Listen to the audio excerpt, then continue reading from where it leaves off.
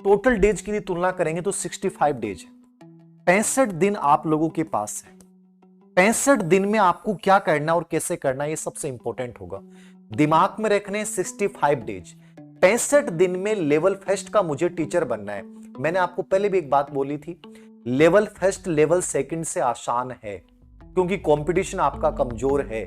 लेकिन याद रखना इतना कमजोर भी नहीं है, इतना कमजोर भी नहीं है।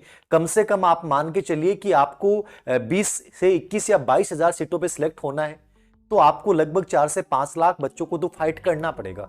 तो कमजोर वैसे तो कुछ नहीं होता है, लेकिन आसान इस रूप में हो जाता है कि आपका पढ़ने का तरीका क्या है, आपका जो सिलेक्शन विषय वस्तु है वो क्या है, आप किस विजन के साथ उस चीज को प्राप्त करने जा रहे हैं। ये चीजें बहुत बड़ी रोल निभाती हैं किसी भी सिलेक्शन में, याद रखना। तो सिंपल बात याद रखना कि 65 दिन मेरे पास है, और 65 दिन में मान लीजिए कि मैं जीरो पे हूं, मुझे कुछ भी नहीं आता है, मैंने अब तक किताब भी नहीं उठाई है, मैं एकदम सुनने की स्थिति में था, मैं डिप्रेशन में था, मेरे घर के हालात जैसे भी थे। लेकिन सर मुझे अब यहां से स्टार्ट करके और यहां तक पहुंचना है, शिखर तक पहुंचना है, तो मैं क्या रणनीति अपना सकता हूं। 65 डेज हैं आपके पास, 65 दिन आपके पास हैं।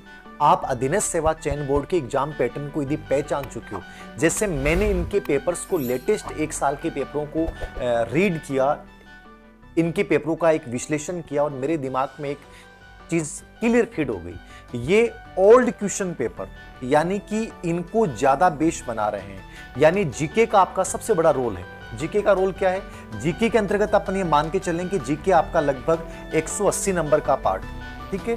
इस जीके में क्या क्या है, इसमें ज्योग्राफी भी है, भूगोल भी है, ठीक है, इसमें इतिहास भी है, ठीक है, इसमें कला संस्कृति भी है, इसमें भाषा भी है, इसमें सामान्य ज्ञान भी है, इसमें करंट भी है, और इसमें शैक्षिक परिदृश्य भी, शैक्षिक परिदृश्य भी है। ये टोटल 180 नंबर का पार्ट है। अब मुझे 180 नंबर लाने हैं। 180 नंबर की जो विषय वस्तु है बहुत ज्यादा है। अब याद रखिएगा, यदि आपके पास 65 दिन और 65 दिन में मुझे सिलेक्शन लेना है, सिंपल सी बात याद रखिएगा, टू द पॉइंट।